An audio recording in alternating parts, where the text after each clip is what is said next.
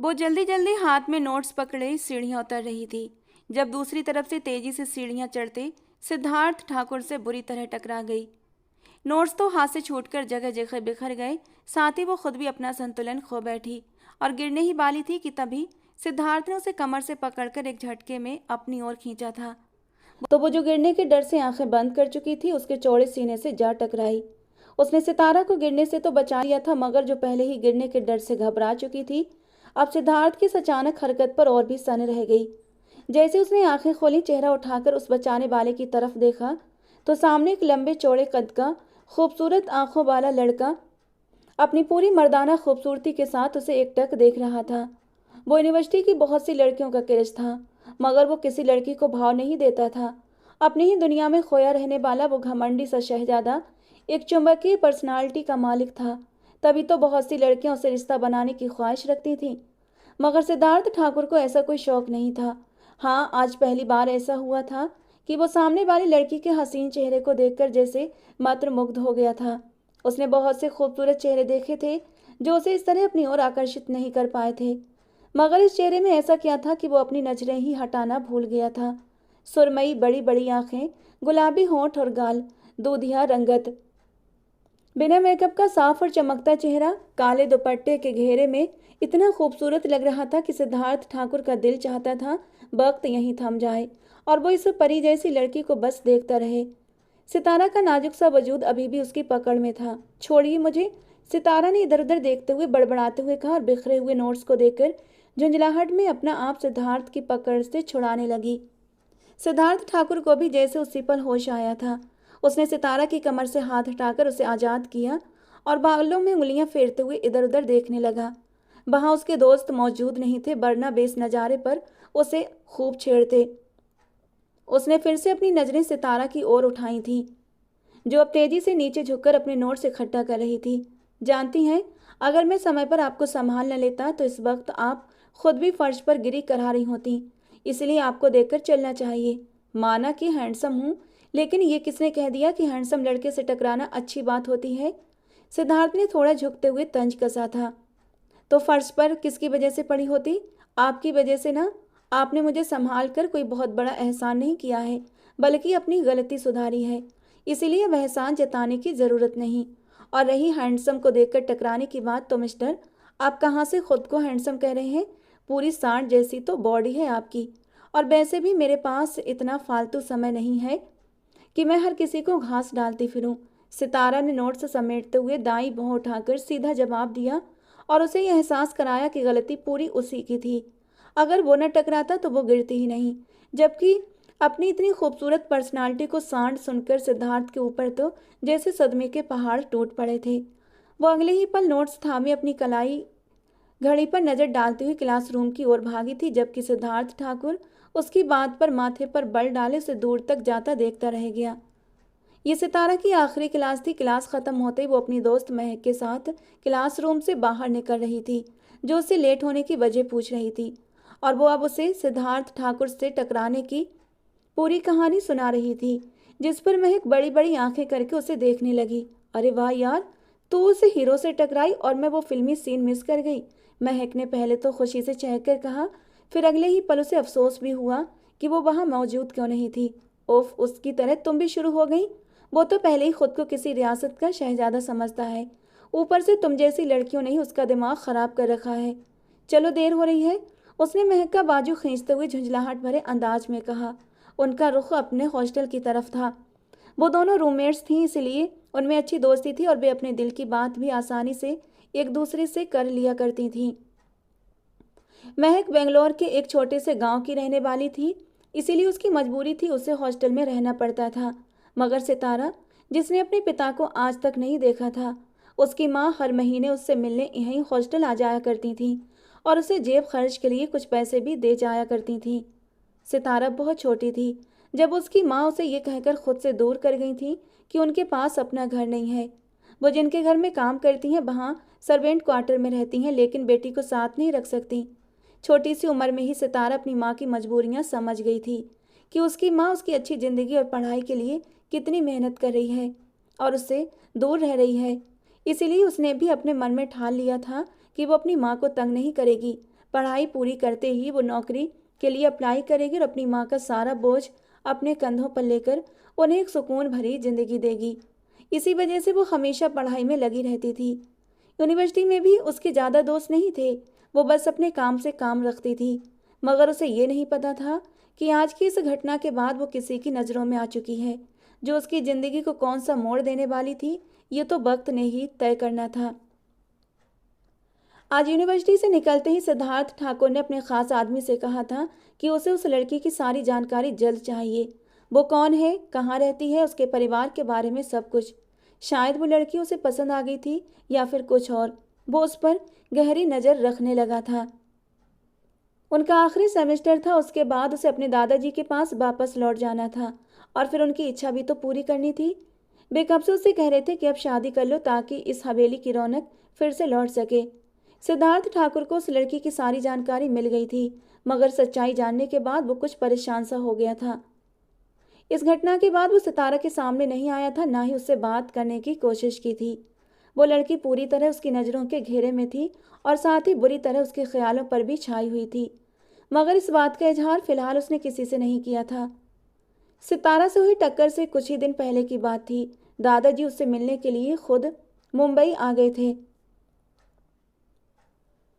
उसके लिए हैरानी की बात यह थी कि ऐसा पहली बार हुआ था, वरना जब भी वो उसे याद करते तो उसे अपने पास बुला लेते थे। यकीनन इस बार कुछ ऐसा था कि वो खुद ही उससे मिलने चले आए थे। वो पिछले आधे घंटे से अपने जिम रूम में मौजूद था। जब नौकर ने उसे दादाजी के आने की खबर दी तो वो हैरान होता हुआ बाहर आया था कि दादाजी आज सुबह सुबह आए हैं, सब खैरियत तो है। अपने कसरती शरीर से पसीना पोंछते हुए वो जिम रूम से बाहर निकला और नौकर से लॉन्च में ही उन दोनों के लिए जूस लाने को कहकर आगे बढ़ गया। वो जैसे ही लॉन्च में दाखिल हुआ तो उन्हें वहीं सोफे पर बैठे दिखाई दिए। वो आगे बढ़कर उन्हें गर्मजोशी से गले लगा गया। दादाजी, आपने तकलीफ क्यों की? मुझे बुला लिया होता। वो आज उन्हें अपने बंगले पर देखकर खुश होने के साथ साथ काफ़ी हैरान भी हो रहा था और तभी ये सवाल कर बैठा। बात ही ऐसी थी कि मुझे यहाँ आना पड़ा। दरअसल मुझे किसी और से भी मिलना था, अपनी एक अमानत वापस लेनी थी और उसमें मुझे तुम्हारा साथ चाहिए। अब से वो अमानत मैं तुम्हें सौंपूंगा और तुम्हें ही उसका ख्याल रखना होगा। अपनी बात ख़त्म करते ही दादाजी ने सिद्धार्थ की ओर एक लिफाफा बढ़ाया। जो वो पहले उनकी बातें सुनकर थोड़ा उलझ गया था, उसने लिफाफा पकड़ते ही तुरंत उसे खोल दिया। शायद उसकी उलझन कुछ कम हो जाए, लेकिन उस लिफाफे से जो निकला उसने उसकी उलझन और भी बढ़ा दी थी। अंदर एक लड़की की तस्वीर थी जो बेहद खूबसूरत और नाजुक सी लड़की थी। तस्वीर देखने के बाद सिद्धार्थ ने सवाल भरी नजरें दादाजी पर टिकाई, जैसे पूछ रहा हो ये कौन है। तुम्हें इस लड़की का पता लगाना है और फिर इस पर नज़र रखनी है। ये हमारी अमानत है, अब से इसकी हिफाजत तुम्हारी जिम्मेदारी है। फिलहाल इतना ही जान लो, बाकी की कहानी मैं तुम्हें तुम्हारी पढ़ाई पूरी होने के बाद ही बताऊंगा, जब तुम्हें ये अमानत सौंपने का समय आएगा। ये कहते ही दादाजी लॉन्च के सोफे से उठकर खड़े हुए। सिद्धार्थ ने उन्हें रोकना चाहा, उनसे और कुछ पूछना चाहा, मगर वो रुके नहीं और ना ही कुछ और बताया। उसे कई सवालों के साथ छोड़कर वो चले गए, जिनके जवाब शायद उसे खुद ही ढूंढने थे। उनके जाने के बाद उसने फिर से उस तस्वीर को गौर से देखा था और जैसे उसकी नज़र उन भूरी आंखों पर पड़ी, उसके होंठों पर पहली बार मुस्कान आ गई, क्योंकि उससे पहले कभी भी किसी लड़की की खूबसूरती उसे इस तरह अपने बस में नहीं कर पाई थी। जैसे आज उस तस्वीर को देखकर वो किसी जादू में खो गया था। और फिर उसे ज़्यादा मेहनत भी नहीं करनी पड़ी, क्योंकि उस तस्वीर वाली लड़की से उसका सामना जल्द ही यूनिवर्सिटी में हो गया, जिसके बारे में वो पहले ही सारी जानकारी हासिल कर चुका था। एग्ज़ाम्स होने वाले थे। यूनिवर्सिटी में आम दिनों की तरह स्टूडेंट्स की भीड़ लगी हुई थी। तभी ग्राउंड में बैठे दो ग्रुप्स के बीच झगड़ा हो गया और बात बढ़ते बढ़ते हाथापाई तक पहुंच गई। एक ग्रुप सिद्धार्थ ठाकुर के दोस्तों का था तो दूसरी तरफ राज के दोस्त थे, जिसके पिता भी एक राजनेता थे। और सिद्धार्थ की तरह उसके ग्रुप के भी सारे लड़के लड़कियां अमीर और प्रभावशाली परिवारों से थे। इसी हाथापाई और बढ़ते झगड़े का नतीजा ये निकला कि थोड़ी दूरी से गुजरती महक और सितारा पर राज की नज़र पड़ गई, जो अपनी तेज नज़र के चलते इतना तो समझ चुका था कि वो सिद्धार्थ ठाकुर, जो लड़कियों से बात करना भी पसंद नहीं करता, आजकल सितारा पर पूरी तरह नज़र रखे हुए है। इसीलिए उसे बदला लेने का ये सबसे अच्छा मौका था कि वो उसकी पसंदीदा लड़की को उठा ले। उसने अपने दोस्तों को इशारा करके झगड़ा वहीं ख़त्म कर दिया और बाहर की ओर निकलने लगा, क्योंकि वो महक और सितारा को बाहर जाते हुए देख चुका था। सिद्धार्थ का ग्रुप भी हैरान था कि वो लोग इतनी आसानी से पीछे कैसे हट गए थे। मगर उसके दोस्तों को ये बात समझ नहीं आई कि सिद्धार्थ की कमजोरी अब राज के हाथ लग चुकी है। सिद्धार्थ ने अपने एक आदमी को खास तौर पर सितारा की सुरक्षा के लिए लगाया हुआ था, जो यूनिवर्सिटी आते जाते उसकी देखभाल करता था। राज ने यूनिवर्सिटी से बाहर निकलते ही सितारा को जबरदस्ती पकड़कर अपनी गाड़ी में बिठा लिया और फिर ना तो सितारा और ना ही महक की चीख पुकार किसी के काम आई। कोई भी उसे बचाने आगे नहीं आया। वो उसे लेकर वहां से निकल चुका था। महक वहीं खड़ी डर से उस गाड़ी को जाते हुए देखती रह गई, जबकि सितारा गाड़ी के अंदर बेबस बैठी चीखती चिल्लाती रही और उसे गाड़ी रोकने को कहती रही।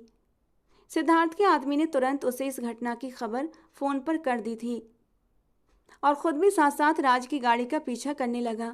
सिद्धार्थ ठाकुर ने जैसे ये खबर सुनी, उसके शरीर का सारा खून जैसे चेहरे पर आ गया। गुस्से से मुट्ठियां भींचते हुए वो तेजी से अपनी गाड़ी की ओर दौड़ा और फिर अपने दादाजी के बताए रास्ते पर गाड़ी दौड़ाते हुए कुछ ही देर में राज की गाड़ी को ओवरटेक कर चुका था। उसने अपनी जिंदगी में कभी इतनी तेज और खतरनाक ड्राइविंग नहीं की थी। इसके साथ ही उसके गार्ड्स की गाड़ियां भी थीं। सिद्धार्थ ने एक झटके से गाड़ी रोकी और नीचे उतरकर जतिन खन्ना की तरफ का दरवाजा खोलते हुए उसे खूंखार नजरों से घूरते हुए घसीटकर बाहर निकाल लिया। मर्द है तो मर्द बनकर लड़, मेरे साथ मुकाबला कर। इज्जत पर हाथ डालेगा तो तेरा हाथ काट डालूंगा। एक तवाइफ की बेटी के लिए मुझसे लड़ेगा। जतिन खन्ना की बात पर सिद्धार्थ का दिमाग घूम गया था और फिर सिद्धार्थ ने गुस्से में उसका कॉलर पकड़कर उसे गाड़ी से दे मारा और एक जोरदार घूंसा उसके चेहरे पर दे दिया, जिससे कि उसकी नाक से खून बहने लगा। फिर वो पागलों की तरह उस पर टूट पड़ा था। ये सारा मंजर देखकर पीछे की सीट पर बैठे जतिन के दोस्त जल्दी से गाड़ी से नीचे उतरे और जतिन को सिद्धार्थ से छुड़वाते हुए उससे माफी मांगने लगे, वरना आज वो उसे जान से ही मार देता। सितारा भी शीशे के पार से ये सब देखकर डर के मारे अपने होठों पर हाथ रखे बैठी थी। दिल तो करता है यहीं काट दूं, मगर कभी तू भी दोस्त था इसलिए आखिरी गलती समझकर छोड़ रहा हूँ, मगर आइंदा ऐसी बकवास की तो बिल्कुल नहीं छोड़ूंगा। गुस्से से अपनी उंगली उठाकर उसे चेतावनी देते हुए वो दूसरी तरफ आ गया, जहाँ सितारा डरी सहमी सी शीशे के पार से ये सब देखती हुई रो रही थी कि आखिर वो किस मुसीबत में फंस गई थी। अब की बार सिद्धार्थ ने गाड़ी का फ्रंट डोर खोला, जहां सितारा डरी सहमी सी रोती हुई आंखों के साथ बैठी थी। उसने तुरंत सितारा की कलाई पकड़कर उसे गाड़ी से बाहर निकाला और खुंखार नजरों से जतिन खन्ना को घूरने लगा, जो उसके इस अचानक एक्शन पर हैरान रह गया था। जतिन अधमरी हालत में पीछे बैठा था, जबकि उसके दोस्त ने ड्राइविंग सीट संभाली और साइड से गाड़ी निकालते हुए वहां से चला गया कि सिद्धार्थ ठाकुर से फिर कभी निपट लेंगे। जबकि सिद्धार्थ ने सितारा को फ्रंट डोर खोलकर अपनी गाड़ी में बिठाया तो वो और ज्यादा रोने लगी। एक गुंडे से बचकर अब दूसरे गुंडे के हाथ लग गई थी। मुझे यहीं उतार दीजिए, मैं खुद चली जाऊंगी, उसने सिद्धार्थ की ड्राइविंग सीट संभालते ही विरोध में कहा था। चुपचाप बैठी रहो, सिद्धार्थ ने तेज आवाज में कहा तो वो सिसकते हुए अपनी उंगलियां मसलते फिर से रोने लगी। अब ये रोना धोना बंद करोगी या फिर कान के नीचे एक लगाऊं? सिद्धार्थ ने झुंझलाते हुए गाड़ी रोकी और उससे गुस्से भरे लहजे में बोला, आप होते कौन है मुझे इस तरह जबरदस्ती अपनी गाड़ी में बिठाने वाले?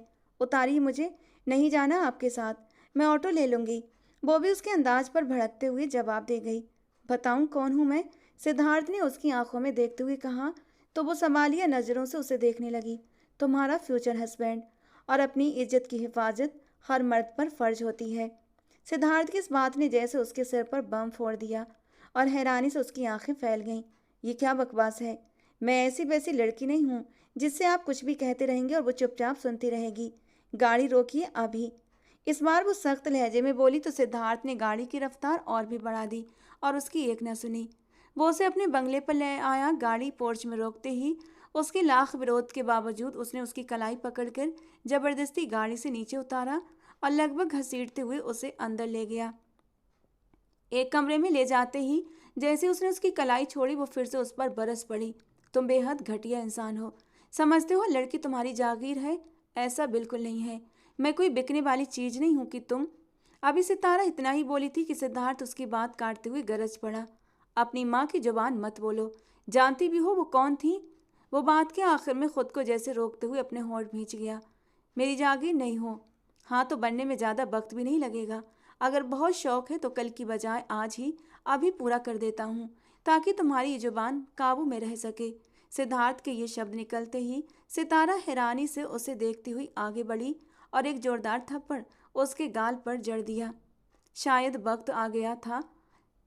सब्र करो सितारा, बस कुछ देर और। वो गुस्सा दबाते हुए मुट्ठियां भींचकर उसके कमरे का दरवाजा लॉक करता वहां से चला गया और वो दरवाजा पीटती रोते रोते उसी के सहारे बैठती चली गई। संध्या, अगर तुम कब तक यूं ही खामोश रहोगी? अगर तुम चुप रही तो तुम्हारी बेटी का क्या होगा? आखिर तुम कब तक सितारा से ये बात छुपाओगी? जानती हो ना, सुंदरी बाई ने किस शर्त पर तुम्हें उसकी पढ़ाई की इजाज़त दी थी कि जैसे ही वो 20 साल की होगी तुम उसे कोठे की जीनत बनाओगी। और तुमने भी न जाने क्या सोचकर हामी भरी थी। मैं तो आज तक ये बात समझ नहीं पाई। कमलाबाई ने मुंह में पान रखते हुए संध्या की तरफ देखा। जानती हूँ बाई, मैं नहीं चाहती कि मेरी बेटी की परवरिश ऐसी जगह हो जहाँ रात के अंधेरे में घुंघरुओं की झनकार पर कई दीवाने होश खो बैठते हैं और वहीं दूसरी तरफ जिस्म फरोशी का धंधा भी चलता है। मेरी तो पूरी जिंदगी इसी गंदगी में गुजर गई, लेकिन मैं नहीं चाहती कि राघव चौधरी की बेटी इस माहौल में पले, इसीलिए उसे इस गुनाह से दूर रखा। और रहा आपका दूसरा सवाल, तो उस वक्त मुझे और कुछ समझ नहीं आया। यही ठीक लगा कि कम से कम उसकी ज़िंदगी के 19 साल तो सुकून से गुजरेंगे। संध्या ने ठंडी आह भरी। लेकिन अब आगे क्या करेगी? क्या फ़ायदा इतना संभाल कर रखने का, जब आखिर उसे पेश ही करना था तो? कमलाबाई ने अफसोस से सिर झटकते हुए उसे देखा। मैं ऐसा कभी नहीं होने दूंगी। खुद को तो कुर्बान कर दिया, अपनी पूरी जिंदगी इस कोठे को दे दी, लेकिन अब अपनी बेटी की जिंदगी बर्बाद नहीं करूंगी। संध्या ने नम आंखों के साथ दृढ़ लहजे में कहा। मगर करेगी भी तो क्या करेगी? यही तो कब से पूछ रही हूँ। कमलाबाई ने उसे फिर से कुरेदा। अभी नहीं कमलाबाई, वक्त से पहले इस बात को किसी पर नहीं खोलूंगी, क्योंकि दीवारों के भी कान होते हैं। वक्त आने पर सबको पता चल जाएगा कि संध्या बाई क्या कर सकती है। संध्या ने सोच भरे अंदाज में कहा तो कमलाबाई उसकी इस रहस्यमयी बात पर मुंह बनाकर रह गई। संध्या बाई ये कोठे पर रहने वाली औरत थी जिसकी माँ ने अपनी जिंदगी तो उसी गंदगी भरी जगह पर गुजारी थी। फिर जब बेटी जवान हुई तो उसे भी उसी कोठे की जीनत बना दिया। वो एक गायिका थी जो अपनी सुरीली आवाज़ से कई दिलों पर राज करने का हुनर रखती थी। आवाज़ के साथ साथ उसे भगवान ने बेहद खूबसूरती भी दी थी, जिसकी वजह से वहाँ आने वाले बहुत से लोग चाहते थे कि वो अपनी ज़िंदगी की एक खूबसूरत शाम उसके नाम कर दे। लेकिन उसने ऐसा कभी नहीं होने दिया। खुद को सिर्फ एक गायिका तक ही सीमित रखा। कोठे की मालकिन की किसी मोटे ग्राहक की तलाश में नजरें थीं, इसीलिए अब तक उसे किसी छोटे मोटे ग्राहक के सामने पेश नहीं किया था। मगर ये सब तब तक ही मुमकिन था जब तक राघव चौधरी ने उस कोठे पर कदम नहीं रखा था। एक शाम जब बदनामी का वो बाजार पूरी तरह सजा हुआ था और रौनक अपने चरम पर थी, राघव चौधरी भी उस गायिका की आवाज़ की शोहरत सुनकर वहां पर आ पहुंचा था। सफ़ेद शर्ट और काली पैंट पहने, ऊपर से काली गरम शॉल कंधों पर डाले हुए था। वो बड़ी शान से अपनी सिक्योरिटी गार्ड्स के साथ उसी कोठे में दाखिल हुआ। सुंदरी बाई ने तो पहले ही नज़र में पहचान लिया था कि कोई बहुत बड़ा अमीरजादा है। अब उसका इरादा था कि वो इसी को अपने कोठे का पक्का ग्राहक बना ले, और इसी के लिए उसने संध्या से बात की। तुझे किसी भी तरह करके उस अमीरजादे को खुश करना है ताकि वो हमारा रोज का ग्राहक बन जाए। सुंदरी बाई ने होठों पर एक चालाक सी मुस्कान सजाते हुए कहा। हम क्या कर सकते हैं बाई, जो गाना आप कहेंगी हम गा देंगे, लेकिन उससे ज़्यादा की उम्मीद हमसे मत रखिए। संध्या ने हर बार की तरह बड़े आत्मसम्मान से सीधा जवाब दिया। तुझे अब तक इसलिए मुफ्त की रोटियां नहीं खिलाती रही कि तू आज मेरे सामने खड़े होकर मुझे जवाब दे। अगर उसने गाने से ज़्यादा की फरमाइश की तो आज तुझे वो सब करना होगा। समझ रही है ना मैं क्या कह रही हूँ? बहुत बड़ा मौका हाथ लगा है, ऐसे कैसे जाने दूँ? उसने संध्या को इशारों में बहुत कुछ समझा दिया जिससे वो कांप उठी। वो जानती थी यहाँ मौजूद हर लड़की हर रात इस कठिन परीक्षा से गुजरती है और अब उसे भी इस कांटों भरे रास्ते से गुजरना था। ये सोचकर ही उसका शरीर सिहर उठा था। अच्छे से तैयार होकर तुरंत बाहर आ जा, ऐसे अमीर लोग ज़्यादा देर इंतजार नहीं करते। और सुन, अगर तूने उसे निराश किया तो फिर देखना मैं तुम दोनों माँ बेटी के साथ क्या करती हूँ। इसीलिए अच्छी तरह समझ ले, यहीं इस कोठे पर ही तो तू पली बड़ी है ना, तो अब ऐसी भी क्या ना समझी कि तू एक मर्द को रिझा न सके। सुंदरी बाई अपनी बात कहकर वहां से जा चुकी थी, जबकि संध्या लाल कपड़े पहने सजी सबरी खड़ी अब अपने आंसू पोंछते हुए चेहरे पर जालीदार घूंघट डालकर दिल को मजबूत करके बाहर की ओर कदम बढ़ाने लगी, जहां उसके कई चाहने वाले हाथों में नोटों की गड्डियां लिए गद्दों का सहारा लेकर उसके इंतजार में बैठे थे। लेकिन उन सबके बीच सुंदरी बाई राघव ठाकुर की खास खातिरदारी में लगी थी। उसकी एक लड़की अभी अभी ट्रे में कुछ खास पेय रखकर राघव के सामने रखकर चली गई थी, जो चेहरे पर नाखुशी लिए उस गायिका का इंतजार कर रहा था जिसकी उसने काफ़ी तारीफ सुन रखी थी। मेरा समय बहुत कीमती है, मुझे लगता है मुझे अब चलना चाहिए, उसने कलाई पर बंधी कीमती घड़ी में समय देखते हुए तेज लहजे में सुंदरी बाई से कहा, जो उस वक्त उससे ये पूछने आई थी कि उसे किसी और चीज़ की ज़रूरत तो नहीं। लेकिन अब राघव ठाकुर की बात सुनकर उसने अपनी एक लड़की को इशारा किया कि वो जल्दी से संध्या को बाहर ले आए। अरे साहब जी, नाराज़ क्यों होते हैं? लड़की बस आ रही है, आप ये पे लीजिए। आखिर आप पहली बार हमारे मेहमान बने हैं, तो आपको ऐसे कैसे जाने दे सकते हैं? सुंदरी बाई ने पेय का गिलास उसकी तरफ बढ़ाते हुए एक अदा से कहा। मध्यम उम्र की वो औरत भड़कीले कपड़ों में सजी सबरी बैठी मुस्कान बिखेरती उसे अपने नाराज ग्राहक को मनाने की कोशिश कर रही थी कि तभी उसके पीछे घुंघरुओं की झनकार सुनाई दी। राघव ठाकुर ने उसकी ओर से झांक कर देखा तो एक बेहद खूबसूरत लड़की चेहरे पर घूंघट डाले हल्के हल्के कदम उठाती उसी तरफ आ रही थी। उसके साथ ही एक कम उम्र की सुंदर लड़की पैरों में घुंघरू बांधे छन छन करती चली आ रही थी। वो लाल कपड़ों वाली लड़की जैसी उस हॉल के बीच में बैठी तो सब आदमी अपने अपने तकिए से उठकर आह भरते हुए सीधे हो गए। वे सभी हमेशा से उसे बिना घूंघट के देखने के इच्छुक रहे थे, लेकिन उनका ये सपना सपना ही रह गया था। राघव ठाकुर भी उसे देखते ही उस पेय का गिलास अपने होठों से लगा गया और सुंदरी बाई मुस्कुराते हुए अब उसके सामने से हट गई थी। 2 घूंट लेते ही उसने गिलास वापस ट्रे में रख दिया, क्योंकि दूसरी तरफ वो लड़की अब अपनी आवाज़ का जादू बिखेर चुकी थी और उसके सुरों और खूबसूरती का नशा उस पेय से कहीं ज़्यादा राघव ठाकुर पर असर करने लगा। संध्या ने जैसे ही गाना शुरू किया तो दूसरी लड़की उसकी मधुर आवाज़ के तालमेल पर खूबसूरत अंदाज में नाचने लगी। पूरी महफिल पर उसकी सुरीली आवाज़ का जादू छा गया तो चाहने वालों ने अपने हाथों में पकड़ी गड्डियों से पैसे निकाल निकाल कर उस पर बरसाने शुरू कर दिए। राघव ठाकुर पहली बार ऐसी जगह आया था और उसे यहाँ लाने वाला कोई और नहीं, उसका दोस्त बिरजेश था, जो अक्सर यहाँ आता रहता था। मगर एक ज़रूरी कॉल आने पर वो महफिल अधूरी छोड़कर चला गया था, जबकि राघव ठाकुर सामने बैठी उस लड़की के जादू में खोता जा रहा था। ये नज़ारा सुंदरी बाई की नज़रों से भी छुपा नहीं रहा था, जो बड़े गौर से ये सब देखकर मन ही मन खुश हो रही थी। गाने के ख़त्म होते ही सुंदरी के कहने पर न चाहते हुए भी सारे आदमी महफिल के ख़त्म होने पर उदास मन से वहाँ से जाने लगे, मगर राघव ठाकुर वहीं बैठा रहा और अपनी मदहोश निगाहों से उस लड़की को अंदर जाते हुए देखता रहा। आपकी आंखों की चमक देखकर लगता है कि आप हमारी रानी से मिलने के इच्छुक हैं। सुंदरी बाई सबको विदा करने के बाद अब मुस्कुराते हुए राघव ठाकुर के पास बैठकर बोली, लेकिन मैंने तो सुना था कि आज तक उससे मिलने का मौका किसी को नहीं मिला। सब दूर से ही उसे देखकर अपनी आंखों की प्यास बुझाते हैं। राघव ठाकुर ने अपने गार्ड्स को इशारा किया तो वो वहाँ से हटकर बाहर गाड़ी के पास उसका इंतजार करने लगे और उनके जाते ही उसने सुंदरी बाई की बात का जवाब दिया था। हाँ, आपने बिल्कुल सही सुना है साहब, ये खुशनसीबी सिर्फ आपके हिस्से में आई है, क्योंकि हमारी रानी हमारे लिए बहुत कीमती है। ये एकदम अनछुई है खूबसूरती की देवी और अब तक हमें लगता था कोई भी उसकी कीमत नहीं चुका पाएगा, मगर आज आपको देखकर हमारी राय बदल गई है। हमें लगता है आप हमें इसकी अच्छी कीमत दे सकते हैं, इसीलिए आपको उसे देखने, अपनी आंखों की प्यास बुझाने की पूरी इजाज़त है। सुंदरी बाई चालाक मुस्कान के साथ बोली तो राघव ठाकुर उसकी बात सुनकर अपनी दौलत लुटाने को तैयार उस लड़की के दीदार का इच्छुक हो उठा।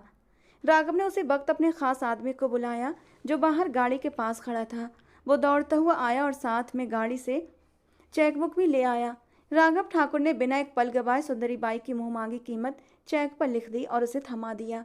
सुंदरी बाई उस कागज के टुकड़े को ऐसे देख रही थी जैसे यकीन ही न आ रहा हो। उसकी आंखों में लालच, खुशी और हैरानी एक साथ तैर रहे थे। उसके होंठ कांप उठे। इतनी आसानी से उसने खुद से धीरे से बुदबुदाया। फिर अगले ही पल उसकी आंखों में एक खतरनाक चमक आ गई। उसके एक इशारे पर एक लड़की राघव ठाकुर को उस कमरे तक ले गई जहाँ संध्या उस वक्त अकेली बैठी थी, एक कोने में सिमटी अपने ही ख्यालों में उलझी। दिल अब भी तेजी से धड़क रहा था कि शायद आज बच गई मैं। वो खुद को दिलासा दे रही थी कि अचानक उसे अपने पीछे किसी की आहट महसूस हुई।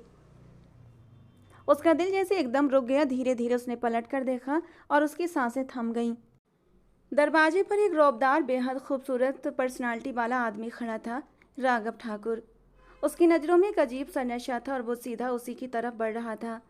पीछे से आई लड़की ने चुपचाप दरवाजे के दोनों पट बंद कर दिए, एक भारी सी ठक की आवाज के साथ, जैसे किसी किस्मत का फैसला सील हो गया हो।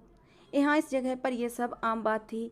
हर रात हर बंद दरवाजे के पीछे यही कहानी दोहराई जाती थी।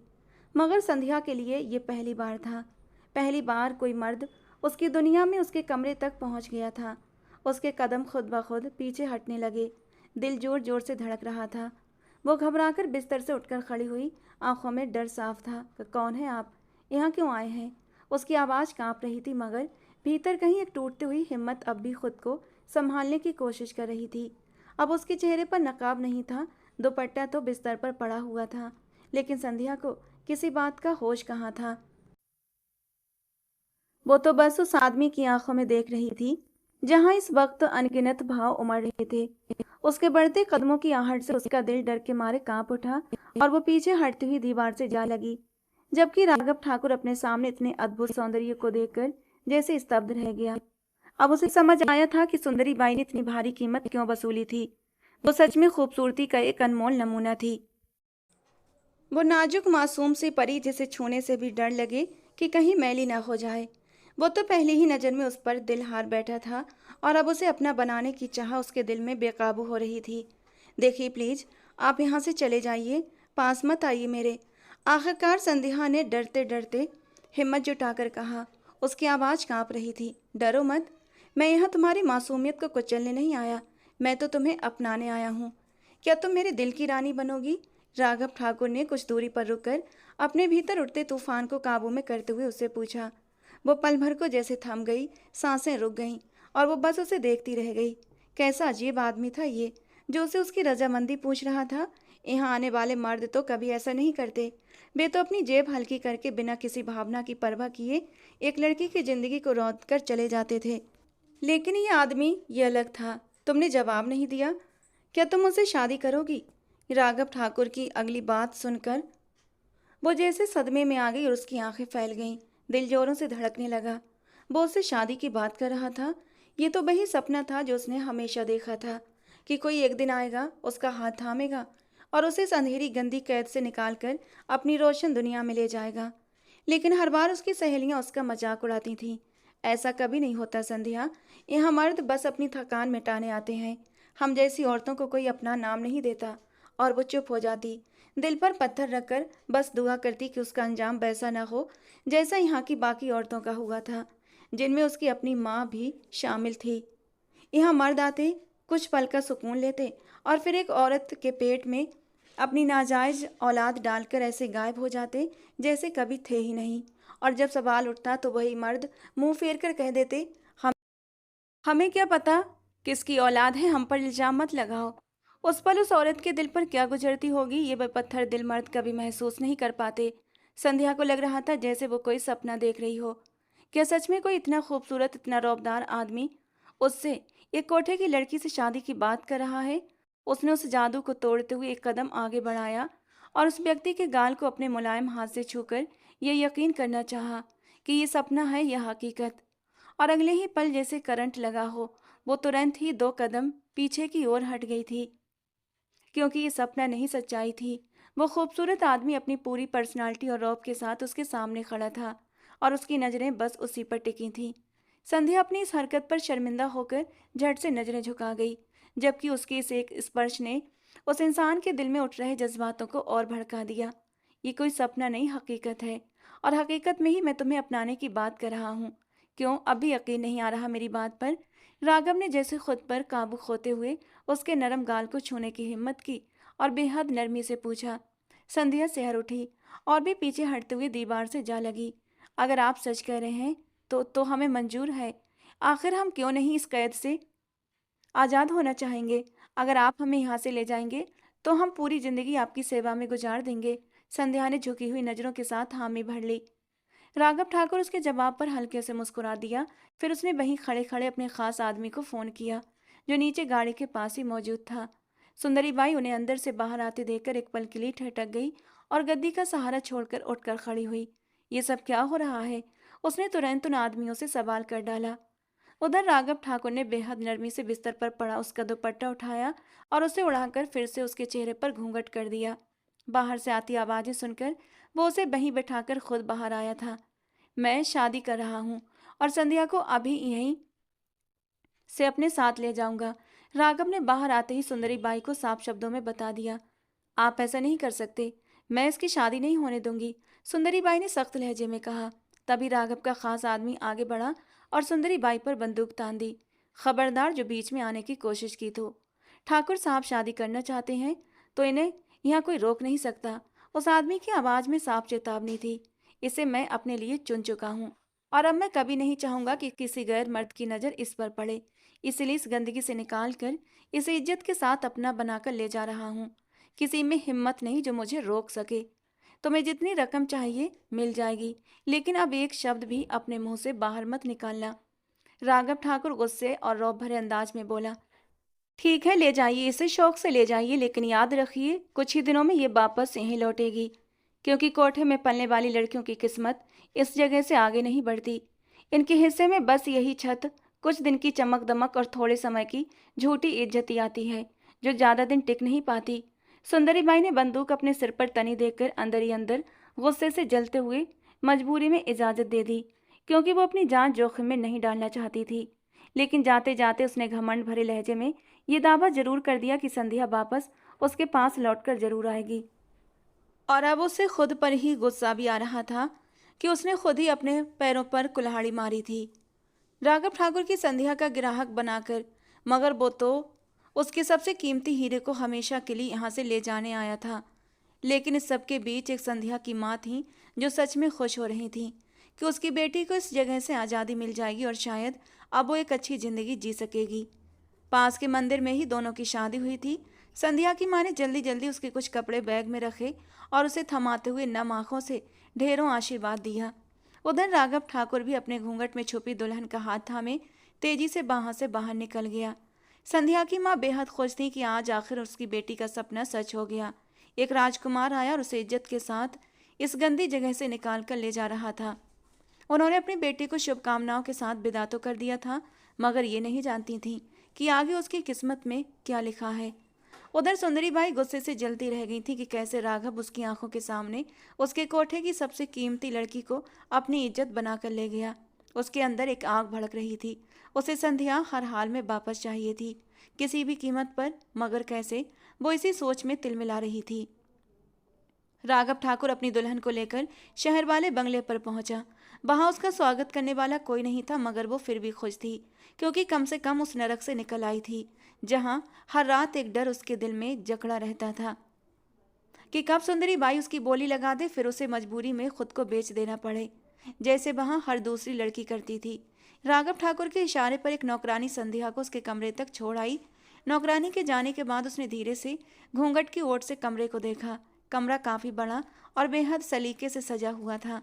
वो धीरे से बिस्तर के कोने पर बैठ गई, उंगलियां आपस में मसलते हुए, और अपने उस राजकुमार के बारे में सोचने लगी जिसने पलक झपकते ही उसके सपनों को हकीकत में बदल दिया था। वो इन्हीं ख्यालों में खोई हुई थी, तभी दरवाजा खुलने की आहट ने उसे चौंका दिया। उसने जालीदार घूंघट के पीछे से नजर उठाई तो सामने राघव धीरे धीरे कदम उठाते हुए उसी की तरफ आ रहा था। उसके दिल की धड़कनें बेकाबू होने लगीं। राघव उसके पास बैठा, धीरे से उसका घूंघट उठाया और कुछ पल तक उसे गहरी चाहत भरी नजरों से देखता रहा। फिर नरम मोहब्बत भरे लहजे में बोला, जानती हो संध्या, तुम इतनी खूबसूरत हो कि तुम्हारे इस बेमिसाल हुस्न ने पहली ही नज़र में मेरा दिल जीत लिया था। फिर कैसे मुमकिन था कि मैं तुम्हें वहाँ और छोड़ देता। अब से तुम्हारी जगह यहाँ है। उसने अपने दिल पर हाथ रखते हुए पूरे यकीन से कहा, जैसे उसे उसकी अहमियत जता रहा हो। संध्या शर्म से झुक गई, उसके होंठ हल्के से कांप उठे। आप मेरे लिए हैं, आपने मुझे उस बुरी जगह से आज़ादी दिलाई, आप मेरे लिए इज्जत भी हैं और मोहब्बत भी। मैं आपको कभी खोना नहीं चाहती। आप मुझे फिर कभी वहां तो नहीं छोड़ेंगे ना। उसने डर और उम्मीद भरी नजरों से उसे देखा था। उसकी आंखों में डर साफ झलक रहा था। अरे कैसी बातें करती हो जान, एक मर्द अपनी इज्जत की हिफाजत अपनी जान देकर भी करता है, और तुम अब मेरी इज्जत हो। मैं मर जाऊंगा लेकिन तुम्हें कभी उस जगह वापस नहीं जाने दूंगा। अब तुम मेरी बीवी हो और पूरी इज्जत और सम्मान के साथ मेरी जिंदगी का हिस्सा बनकर जियोगी। राघव ने उसके चेहरे को देखते हुए भरोसा दिलाया, लेकिन वो थोड़ा ठहरा। उसकी आवाज़ में हल्की सी कसक आ गई। हाँ मैं जानता हूँ, हर लड़की के कुछ अरमान होते हैं, अपनी शादी को लेकर तुम्हारे भी होंगे। मैंने जल्दबाजी में तुमसे शादी की, न बारात ला सका, न तुम्हारा सही से स्वागत कर पाया, ना ये कमरा सज पाया और ना ही तुम्हारे लिए कोई तोहफा ला सका। लेकिन वादा करता हूँ, जहाँ तक हो सकेगा तुम्हारे हर अरमान को पूरा करूँगा। उसने गहरी सांस ली, फिर उसकी आंखों में देखते हुए बोला, आज इसी खूबसूरत रात को गवाह बनाकर मैं खुद को तुम्हें सौंपता हूँ। मेरी ज़िंदगी में तुमसे पहले कोई औरत नहीं थी और अब मैं चाहता हूँ कि तुम भी मेरी मोहब्बत में पूरी तरह डूब जाओ। क्या तुम इस एहसास को, इस रिश्ते को पूरे दिल से कबूल करोगी और मेरा साथ दोगी? राघव ने जब संध्या पर अपनी मोहब्बत का जादू बिखेरा तो उसके चेहरे पर शर्म की हल्की सी लाली छा गई। मुझे आपके सिवा कुछ नहीं चाहिए राघव, और आपको पाने के बाद अब इस दिल में कोई और अरमान बाकी नहीं रहा। मेरी ज़िंदगी में भी आपसे पहले कोई नहीं आया और अब और कभी कोई आएगा भी नहीं। आप ही मेरी ज़िंदगी के पहले और आखिरी आदमी हैं। संध्या ने भी अपनी बातों में प्यार की मिठास घोलते हुए खुद को पूरी तरह उसके हवाले कर दिया और फिर दो दिल उस रात को गवाह बनाकर एक दूसरे की मोहब्बत में खोते चले गए। नए दिन की शुरुआत हुई तो एक खूबसूरत सुबह संध्या के दिल में उतर आई, क्योंकि वो अपने प्यार की बाहों में थी और यह एहसास ही उसके लिए किसी जादू से कम नहीं था। वो मुस्कुराते हुए उसे सोते हुए देख रही थी। तभी राघव के मोबाइल पर आई कॉल ने उसे भी चौंका दिया और राघव को भी नींद से जगा दिया। उसने आधी खुली आंखों से हाथ बढ़ाकर मोबाइल उठाया और स्क्रीन देखते ही उसकी आंखें पूरी तरह खुल गईं। ये उसके दादाजी दुर्वेश ठाकुर की कॉल थी।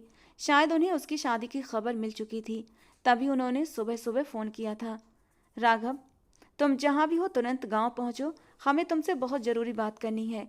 फ़ोन उठाते ही हालचाल पूछने के बाद दादाजी ने बिना कोई सवाल किए सीधे गंभीर लहजे में कहा। राघव ने बस ठीक है कहा और कॉल काट दी। तुम जल्दी तैयार हो जाओ, नाश्ता करके हमें गांव के लिए निकलना है। दादाजी का फ़ोन था, उन्होंने तुरंत गांव बुलाया है। उसने संध्या की तरफ देखते हुए कहा। राघव ठाकुर ने फ़ोन वापस मेज पर रखते ही अपने पास लेटी संध्या से कहा था, और अगर उन्होंने मुझे स्वीकार न किया तो क्या आप मुझे छोड़ देंगे? संध्या ने अनायास ही पिछली रात वाला सवाल दोहरा दिया। बिल्कुल नहीं मेरी जान, तुम्हें चिंता करने की ज़रूरत नहीं है। तुम्हारा हाथ साथ निभाने के लिए थामा है, छोड़ने के लिए नहीं। राघव ठाकुर के जवाब से संध्या के दिल को सुकून मिला तो वो हल्की मुस्कान के साथ उठी और तैयार होने चली गई। तैयार होने के बाद दोनों नीचे आए, साथ बैठकर नाश्ता किया और फिर थोड़ी सी तैयारी के बाद गांव के लिए निकल पड़े। राघव ठाकुर लंबा सफ़र तय करके अपनी दुल्हन के साथ शहर से अपने गांव पहुंचा ताकि सबको अपनी शादी के बारे में बता सके। जैसे ही वो लोग हवेली पहुंचे, दुर्वेश ठाकुर ने माथे पर गहरी लकीरें डालकर उसका स्वागत किया। कौन है ये लड़की? बड़े से हॉल में राघव ठाकुर उनके सामने खड़ा था और उसके पास ही संध्या खड़ी थी। उसी की तरफ इशारा करते उन्होंने सख्त आवाज़ में पूछा। ये मेरी पत्नी है दादाजी। राघव ठाकुर की बात पूरी भी नहीं हुई थी कि दुर्वेश ठाकुर ने उसे जोरदार थप्पड़ मार दिया। संध्या के दोनों हाथ अनायास ही उसके मुंह पर आ गए। वो डरी हुई आंखों से कभी राघव को देख रही थी तो कभी उसके दादाजी को, जबकि राघव का चेहरा उनकी अगली बात पर गुस्से और दर्द से लाल हो गया। कोठे से लाई हुई लड़कियां कब से हमारे खानदान की इज्जत बनने लगी? इसे तुरंत वहीं छोड़ कर आओ जहाँ से लाए हो। ऐसी लड़की की हमारे घर और ख़ानदान में कोई जगह नहीं है, उन्होंने कठोर लहजे में आदेश दिया। इस बार राघव ठाकुर ने संध्या को अपने बाजू के घेरे में ले लिया। उसकी आंखों में डर साफ दिखाई दे रहा था। इसे वहाँ वापस भेजने का तो सवाल ही नहीं उठता दादाजी। अब ये मेरी इज्जत है और अपनी इज्जत की हिफाजत करना मुझे अच्छी तरह आता है। अगर इस घर में इसके लिए कोई जगह नहीं तो ठीक है, मैं इसे लेकर वापस शहर चला जाता हूँ, लेकिन इसे छोड़ूंगा नहीं। राघव ठाकुर की आंखें और आवाज़ में साफ बगावत झलक रही थी। रुक जाओ राघव, दुर्वेश ठाकुर ने उसे पलटकर जाते देखकर ऊंची आवाज़ में पुकारा। क्या इसी दिन के लिए तुम्हें पाल पोस कर बड़ा किया था कि आज तुम मेरी आंखों में आंखें डालकर एक पराई लड़की के लिए मेरे सामने आकर खड़े हो जाओ? तुम्हारे माँ बाप के गुजर जाने के बाद मैं ही तुम्हारा सहारा बना, याद है ना? लेकिन आज उसी बूढ़े को तुम इस उम्र में अकेला छोड़कर जा रहे हो, सिर्फ एक बाहरी लड़की के लिए। दुर्वेश ठाकुर ने अपने लहजे का रुख बदलते हुए राघव ठाकुर को भावनात्मक रूप से कमज़ोर करने की कोशिश की। ऐसी बात नहीं है दादाजी, इस दुनिया में आप ही मेरे लिए सबसे ज़्यादा अहम हैं। लेकिन ये भी तो सोचिए, ये लड़कियाँ पराई नहीं रही, ये आपके पोते की पत्नी है और मैं इसे अपना चुका हूँ पूरी तरह। अब मैं इसे कैसे छोड़ दूँ? राघव ठाकुर ने आगे बढ़कर उनका हाथ थामा और नरम समझाने वाले अंदाज में कहा।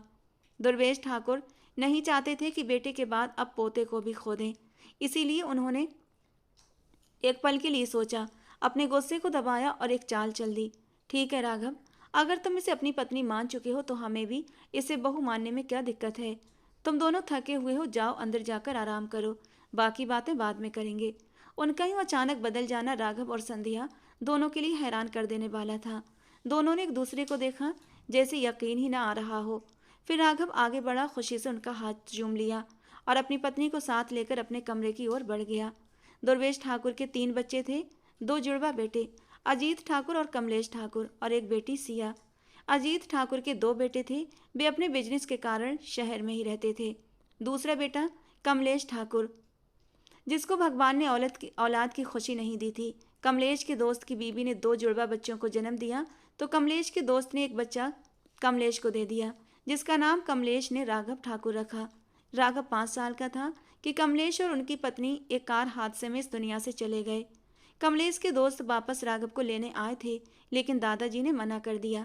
जवान बेटे की मौत ने उन्हें अंदर से तोड़ दिया था, लेकिन राघव के साथ ने उन्हें धीरे धीरे फिर से जीना सिखा दिया। लेकिन आज वो एक कोठे की लड़की को घर लाकर उनके सारे सपने तोड़ चुका था। वो अब इस बात से बहुत दुखी थे। अपनी जिद की वजह से वो उसे खोना भी नहीं चाहते थे, क्योंकि उसे उन्होंने बहुत प्यार से पाला था। मगर संध्या को अपनाना उनके लिए नामुमकिन था। अब उन्हें कुछ ऐसा करना था कि सांप भी मर जाए और लाठी भी न टूटे। कुछ दिन खामोशी से गुजर गए। राघव और संध्या की जिंदगी में जैसे सुकून था, लेकिन शायद ये सन्नाटा किसी तूफान से पहले का था, क्योंकि एक तरफ सुंदरी बाई के अंदर आग जल रही थी, तो दूसरी तरफ दुर्वेश ठाकुर भी अंदर ही अंदर सुलग रहे थे। कुछ दिनों के बाद दुर्वेश ठाकुर ने दोनों को हनीमून के लिए नॉर्दर्न एरिया भेज दिया और खुद पूरी जानकारी लेकर सुंदरी बाई के कोठे पर पहुंच गए। जहां पहुंचते ही वो गुस्से से भड़क उठे। तुमने अपने कोठे की गंदगी मेरे घर तक पहुंचाने की हिम्मत कैसे की? सुंदरी बाई ने चालाकी से मुस्कुराते हुए जवाब दिया। देखिए मालिक जी, मैं भी ऐसा बिल्कुल नहीं चाहती थी, लेकिन उसने इतनी जल्दी की कि पल भर में मेरी सबसे कीमती लड़की को लेकर चला गया। मुझे भी वो लड़की हर हाल में वापस चाहिए, और आपको उससे छुटकारा। तो क्यों ना मिलकर कोई रास्ता निकाला जाए। वो एक बेहद चालाक औरत थी और हर हाल में अपना मतलब निकालना जानती थी। दुर्वेश ठाकुर की आंखों में सख्ती उतर आई। मैं उसे वापस तुम्हारे पास फेंकवा दूंगा, फिर उस गंदगी को अपने पास ही संभाल कर रखना, समझी तुम? जैसे भी हो उसे मनाओ कि वो मेरे राघव की जिंदगी से दूर हो जाए और खुद ही उससे तलाक मांग ले। अगर ऐसा नहीं हुआ तो मैं इस कोठे को आग लगवा दूंगा। दुर्वेश ठाकुर तो धमकी देकर वहां से चले आए थे, लेकिन सुंदरी बाई को उनकी धमकी से ज्यादा अब इस बात से सुकून मिला था कि संध्या शायद वापस लौट आएगी और फिर उसका धंधा दोबारा चमक उठेगा। लेकिन ऐसा हुआ नहीं, क्योंकि राघव ठाकुर हनीमून से लौटने के बाद भी संध्या के साथ साए की तरह रहने लगा। वो उसे खुद से एक पल के लिए भी दूर नहीं होने देता था, ताकि दुर्वेश ठाकुर को कोई मौका ही ना मिले कि वो संध्या को अगवा करवाकर वापस कोठे पर भेज सकते। उनकी बेटी सिया भी इस बात से नाराज थी कि राघव ने उनकी ननद नायरा से शादी करने के बजाय एक कोठे की लड़की को घर ले आया था। इस वजह से उन्हें ससुराल में ताने मिलते थे। इसीलिए वो चाहती थी जितनी जल्दी हो सके ये सब खत्म हो जाए और राघव की शादी नायरा से करवा दी जाए। इसी बीच एक दिन सागर, जो उनके दिवंगत भाई का बेटा था, पास के गांव में ही रहता था, उनसे मिलने आ गया। उसे भी खबर मिल चुकी थी कि राघव ने कोठे की लड़की से शादी कर ली है।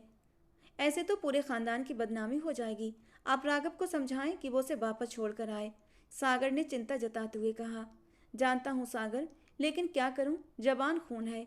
उसकी आंखों पर उस लड़की के प्यार की ऐसी पट्टी बंधी है कि उसे कुछ और दिखाई ही नहीं देता, और ऊपर से सिया भी नाराज बैठी है। दुर्वेश ठाकुर ने अपनी परेशानी सागर के सामने जताई और फिर दोनों ने मिलकर एक योजना बनाई। सागर ने अपने बेटे अमर को कुछ दिनों के लिए हवेली भेज दिया। अब अमर का काम था राघव ठाकुर को संध्या के खिलाफ भड़काना, उनके रिश्ते में दरार डालना और उसे इस घर से निकलवाना। योजना के मुताबिक दादाजी और राघव को गांव के कामों, लोगों की समस्याएं सुलझाने और जमीनों की देखभाल में व्यस्त कर दिया, और दूसरी तरफ अमर धीरे धीरे संध्या के आसपास मंडराने लगा।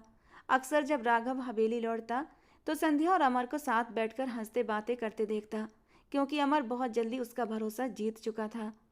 वो उसका अकेलेपन को दूर करने के बहाने उसके करीब आ जाता, उसे राघव के बचपन की बातें बताता, और संध्या उसकी चाल समझ ही नहीं पाई। उसने उसे एक अच्छा इंसान समझकर उस पर भरोसा कर लिया। फिर एक शाम जब राघव घर लौटा तो संध्या ना तो लॉन्ज में थी और ना ही कमरे में। राघव उसे आवाजें लगाते हुए पूरी हवेली में ढूंढने लगा। तभी दादाजी भी अपने कमरे से बाहर आ गए। क्या हुआ राघव, इतना शोर क्यों मचा रहे हो? दादाजी, संध्या को ढूंढ रहा हूँ, आपको पता है वो कहाँ है? राघव ने परेशान होकर कहा। देखो राघव, मेरी बात ध्यान से सुनो। मुझे तुम्हारी पत्नी का चाल चलन ठीक नहीं लगता। जब से अमर आया है वो बस उसी के साथ लगी रहती है। अभी भी शायद उसी के कमरे में होगी, जाकर देख लो। मैंने खुद उसे कल रात भी अमर के कमरे से बाहर निकलते हुए देखा था।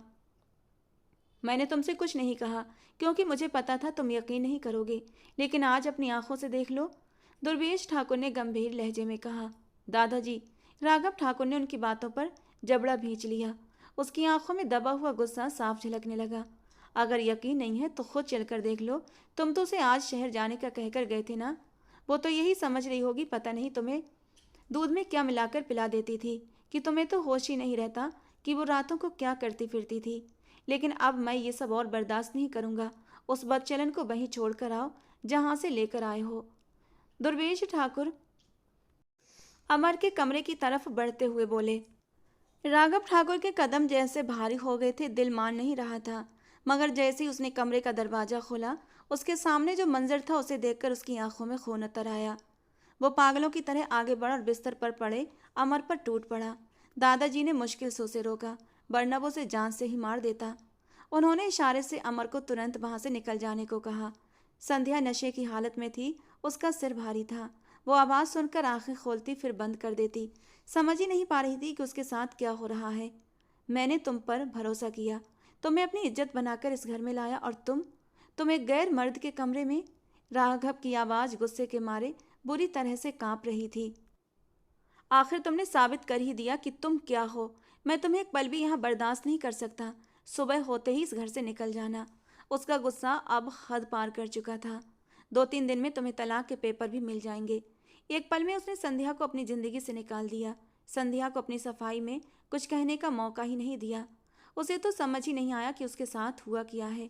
ऐसा लगा जैसे पूरी दुनिया उसके ऊपर टूट पड़ी हो। राघव ने मेज पर रखी उस शराब की बोतल को उठाकर दीवार पर दे मारा। ये सब एक साजिश का हिस्सा था, उसे गुमराह करने के लिए रखा गया था। वो गुस्से में सब कुछ तोड़ता हुआ कमरे से बाहर निकल गया और पूरी रात हवेली में वापस नहीं आया। संध्या को एक आस थी कि राघव उसे वापस बुला लेगा, लेकिन ऐसा नहीं हुआ। बल्कि उसने अपने कहे अनुसार कोर्ट की तरफ से तलाक के पेपर भेज दिए। संध्या की जिंदगी में जैसे भूचाल आ गया। वो यूं ही गांव की कच्ची सड़कों पर गाड़ी दौड़ा रहा था कि अचानक गाड़ी का संतुलन बिगड़ा और वो गहरी खाई में जा गिरी। अगले दिन रेस्क्यू टीम की मदद से उसकी लाश बरामद कर ली गई। संध्या पर तो जैसे आसमान टूट पड़ा, और दूसरी तरफ दादाजी की हालत भी कुछ अलग नहीं थी। आखिर रोते हुए उन्होंने संध्या के सामने अपनी गलती स्वीकार कर ली, उससे माफ़ी भी मांगी। मगर उसकी आंखों में अब सिर्फ सन्नाटा था, ठंडापन था और सब कुछ खो देने का दर्द। उन्होंने उसकी पूरी दुनिया ही उजाड़ कर रख दी थी और अब माफ़ी मांगने आए थे। राघव ठाकुर का उसे तलाक देना और फिर उसकी मौत का सदमा, इन सब ने उसे अंदर से तोड़ कर रख दिया। उसकी तबीयत बिगड़ने लगी और उसे अस्पताल ले जाया गया, जहां डॉक्टर ने बताया कि वो मां बनने वाली है। उधर दादाजी को भी दिल का दौरा पड़ा और उन्हें भी अस्पताल में भर्ती कराया गया। राघव की मौत ने उन्हें फिर से बेटे की मौत का दर्द याद दिला दिया था। अजीत ठाकुर, जो पहले ही राघव की मौत की खबर सुनकर गांव आ चुके थे, अंतिम संस्कार के बाद अब अस्पताल में अपने पिता के पास बैठे थे। अजीत, मेरे पास अब ज़्यादा वक्त नहीं है। अब तक तुम अपने फैसले खुद लेते रहे हो, लेकिन अब तुम्हें शहर छोड़कर गांव आना होगा। अजीत, हवेली संभालनी होगी। इस गांव के लोगों को तुम्हारी ज़रूरत है। और हाँ, अपने बड़े बेटे की शादी तुम शहर में कर चुके हो, लेकिन अब अपने छोटे बेटे की शादी नायरा से कर देना, ताकि सिया की भी इज्जत बनी रहे और ये परिवार जुड़ा रहे। और राघव की पत्नी के पास राघव की आखिरी निशानी है। वक्त आने पर उससे वो अमानत ले लेना, लेकिन उसे यहाँ मत रोकना, क्योंकि राघव उसे तलाक दे चुका है। इतना कहकर दुर्वेश ठाकुर ने हमेशा के लिए आंखें बंद कर लीं। अजीत ठाकुर ने एक अच्छे बेटे की तरह अपने पिता की आखिरी इच्छा को पूरा किया। उन्होंने अपना सारा कारोबार बड़े बेटे को सौंपा और खुद छोटे बेटे के साथ गांव आकर रहने लगे। बड़े की शादी तो उन्होंने 2 साल पहले ही दोस्त की बेटी से कर दी थी और अब तो उनका 1 साल का बेटा भी था, सिद्धार्थ ठाकुर। 1 साल बाद उन्होंने अपने छोटे बेटे की शादी अपनी बहन की ननद नायरा से करवा दी। वो संध्या को बच्चा होने तक वहीं रखना चाहते थे, लेकिन वो तो राघव के अंतिम संस्कार के बाद ही चुपचाप गांव छोड़कर शहर आ गई थी। और जैसे ही वो बस से उतरी, सुंदरी बाई के आदमी उसे जबरदस्ती वापस कोठे पर ले आए। वो तो कब से उसी का इंतजार कर रही थी और उस पर नजर भी रखे हुए थी। संध्या वापस उसी जगह आकर टूट गई, बहुत रोई। उसकी माँ भी दुखी थी, मगर सुंदरी बाई बेहद खुश थी कि उसके कोठे की रौनक फिर लौट आई है। फिर जब उसे पता चला कि संध्या माँ बनने वाली है तो उसने तुरंत फैसला कर लिया, अगर बेटा हुआ तो ठाकुरों को मोटी रकम में बेच दूंगी और अगर बेटी हुई तो उसे अपने पास रखूंगी। उन्हें खबर भी नहीं होने दूंगी। लेकिन वो ये नहीं जानती थी कि ठाकुर परिवार को पहले ही इस बात की जानकारी थी। समय बीता और संध्या को एक बेटी हुई। सुंदरी बाई की खुशी का ठिकाना नहीं था, लेकिन संध्या अपनी बेटी को उस माहौल में रखना नहीं चाहती थी। उसी वक्त अजीत ठाकुर उससे मिले और उन्होंने उस बच्ची की परवरिश की जिम्मेदारी अपने ऊपर ले ली। एक भरोसेमंद नौकरानी के घर में वो बच्ची पलने लगी और जैसे जैसे बड़ी हुई उसे हॉस्टल भेज दिया गया। सुंदरी बाई को इस सब की खबर तक नहीं थी। संध्या चाहती थी वो अपनी बेटी को 19 साल की उम्र तक इस जगह से दूर रखे, उसे पढ़ाए लिखाए, फिर उसके बाद जो सुंदरी बाई कहेगी वो मान लेगी, क्योंकि 19 साल तक तो वो लड़की उनके किसी काम की नहीं थी। और इसीलिए सुंदरी बाई मान भी गई थी। संध्या अभी उसी कोठे पर एक गायिका बनकर रह गई थी। अब समय आ गया था कि अजीत अपनी अमानत संध्या से वापस लेता। वो खुद भी यही चाहती थी, मगर सिद्धार्थ ठाकुर ने तो हालात के मद्देनजर पहले ही उसे नज़रबंद कर दिया था, क्योंकि वो भी सारी सच्चाई जान चुका था। उसने अपने दादा अजीत ठाकुर को कॉल करके शहर बुलाया और अपने पिता को भी, जो कुछ साल पहले ही अपनी पत्नी के निधन के बाद बाबा के बीमार रहने की वजह से गांव चले गए थे। यहाँ के मामले उनका बिजनेस पार्टनर देख रहा था। दूसरी ओर अजीत साहब ने संध्या को भी कॉल करके बुला लिया था। इन लोगों के पहुंचने तक पंडित जी को भी बुला लिया गया। जल्दी से ये जोड़ा पहनकर तैयार हो जाओ, फिर ये मत कहना कि मेरी शादी पर तो मुझे दुल्हन का ड्रेस तक नहीं दिलवा सके। सिद्धार्थ ठाकुर ने सितारा के कमरे का लॉक खोलते हुए एक बेहद लाल रंग का नफीस लहंगा उसकी तरफ बढ़ाते हुए कहा, तो वो उसे देखकर हैरान रह गई। ये सब क्या बकवास है? मुझे यहाँ से निकालो, नहीं करनी मुझे तुमसे शादी। तुम मेरे साथ जबरदस्ती नहीं कर सकते। सितारा, जो अब तक घुटनों में मुंह दिए रो रही थी, उसकी बात पर तुरंत भड़क कर खड़ी हो गई। अभी जबरदस्ती की कहाँ है? हाँ, अगर तुमने शादी के बाद भी यही तेवर रखे तो फिर कुछ कह नहीं सकता। सिद्धार्थ ठाकुर ने एक अजीब सी मुस्कान के साथ उसे देखा तो उसकी दो अर्थी बात पर वो गुस्से से लाल होती उसे घूरने लगी। बेहद बेशरम इंसान हो तुम, दूर हटो। किसने कहा तुमसे कि मैं ये शादी करूंगी? सितारा उसके पत्थर जैसे सीने पर हथेलियां रखकर उसे खुद से दूर करने की कोशिश कर रही थी, मगर वो तो वहीं जमा खड़ा उसे कोशिश करते हुए देखकर मुस्कुरा रहा था। ये तुम्हारी जैसी नाजुक जान के बस की बात नहीं है, बेहतर है कि तैयार हो जाओ। सिद्धार्थ ठाकुर ने उसके गाल पर गिरे बालों को कान के पीछे करते हुए प्यार से कहा, तो वो उसके स्पर्श से सिहर कर दूर हट गई। तुम्हारी हिम्मत कैसे हुई मुझे छूने की? दूर रहो मुझसे। वो डरी हुई आंखों से उसे घूरते हुए उंगली उठाकर चेतावनी देने लगी। ठीक है, थोड़ी देर और सही, फिर तुम पूरी तरह मेरी पहुंच में होगी। फिर गाल तो क्या, कुछ और भी स्पर्श भी करूंगा और देखूंगा भी। फिर देखता हूं कि तुम मुझे कैसे रोकोगी। सिद्धार्थ अपनी बेबाक बातों से उसके चेहरे के बदलते भाव देखकर मजा ले रहा था कि तभी संध्या भी नौकरानी के साथ वहां आती दिखाई दी। सितारा अपनी माँ को वहां देखकर काफी हैरान हुई थी। फिर उसकी माँ ने आज उसे सारी सच्चाई बता दी तो वो अंदर से कांप उठी थी। माँ के कहने पर वो तैयार हो गई थी। फिर संध्या ने आज अपने अंजाम से बेखबर अपनी बेटी को सुरक्षित हाथों में सौंपकर अपने फर्ज से खुद को मुक्त कर लिया। अब वो अंदर से सुकून में थी कि राघव की अमानत उसे अपनों को सौंप दी थी। उसकी किस्मत में तो कोठे की अंधेरी दुनिया ही लिखी थी, लेकिन उसने अपनी बेटी की जिंदगी बदल दी थी। सितारा अभी तक हैरानी के समंदर में डूबी हुई थी जो उसकी माँ ने उसे बताया था। और फिर कमरे के दरवाजे की खुलने की आहट पर उसका दिल जैसे सीने से बाहर निकल आने को बेचैन था। वो धीरे से दरवाजा बंद करके पलटा और उसकी तरफ बढ़ते हुए उसके सामने आकर बैठ गया। सितारा की पलकों की हलचल महसूस करते हुए वो हल्के से मुस्कुराया। मिसेस सिद्धार्थ, क्या आप छूने की इजाज़त है? सिद्धार्थ का लहजा इतना शरारती था कि वो शर्म से लाल पड़कर नजरें झुका गई, उंगलियों को आपस में मसलने लगी। वो उससे 1 साल बड़ा था, लेकिन अपने मजबूत शरीर की वजह से वो उससे 4-5 साल बड़ा लगता था। और वो नाजुक सी मोम की गुड़िया उसकी नज़दीकी सोच कर ही कांप उठी। क्या हुआ? अब तो हक होने के बावजूद इजाज़त मांग रहा हूँ, या आप चाहती हैं कि ज़बरदस्ती? सिद्धार्थ ने अपनी बात अधूरी छोड़कर उसे और बेचैन कर दिया तो वो पलकों को उठाकर उसकी आंखों में देखने लगी, जहां शरारत और प्यार दोनों थे। जानता हूँ, सच जानकर तुम थोड़ी उदास हो, लेकिन फिक्र मत करो। सिद्धार्थ ठाकुर वादा करता है तुम्हारी माँ को भी उस जगह से निकाल कर तुम्हारे पास ले आऊंगा। अब अपना मूड ठीक करो। आज की रात इतनी हैंडसम पति के होते हुए उदास रहना ठीक नहीं है। सिद्धार्थ की पहली बात से उसे सुकून मिला था और दूसरी बात पर उसके होठों पर हल्की सी मुस्कान आ गई। और फिर सिद्धार्थ धीरे से झुककर उसकी मुस्कान को उसके होठों से चुराने की कोशिश करने लगा। 1 मिनट, मेरा मुंह दिखाई का गिफ्ट। सितारा ने पीछे हटते हुए उसकी कोशिश रोकते हुए हाथ आगे बढ़ाया। अरे यार, वो तो मैं भूल गया। सब कुछ इतना अचानक हुआ कि याद ही नहीं रहा। सिद्धार्थ ने बहाना बनाया। तो ठीक है, जब गिफ्ट मिलेगा तभी आपको भी आपका हक मिलेगा, सितारा ने शरारती अंदाज में कहा और उठने लगी। तभी सिद्धार्थ ने उसकी कलाई पकड़कर उसे अपनी तरफ खींचा और वो उसके ऊपर जा गिरी। ये रहा आपकी मुंह दिखाई का तोहफा, सिद्धार्थ ने तुरंत उसके गले में चैन पहनाते हुए कहा। तो वो हैरानी से उसे देखती रह गई। आपकी इच्छा का सम्मान हमने किया, अब आप हमारी इच्छा का भी थोड़ा सा सम्मान करें। ये कहते हुए सिद्धार्थ ने उसे संभलने का मौका नहीं दिया। सितारा के शब्द उसके होठों में ही थम गए और वो प्यार के एहसास में पूरी तरह डूब गई। और यूं दो खामोश प्यार करने वाले एक दिल एक साथ धड़कने लगे और आज एक हो गए। तो दोस्तों, आज की हमारी कहानी कैसी लगी कमेंट बॉक्स में ज़रूर बताना। पसंद आई हो तो प्लीज़ लाइक करना। ऐसी और रोमांटिक कहानियों के लिए हमारे चैनल से जुड़े रहें। मिलते हैं दोस्तों अगली किसी नई और रोमांटिक सी कहानी के साथ।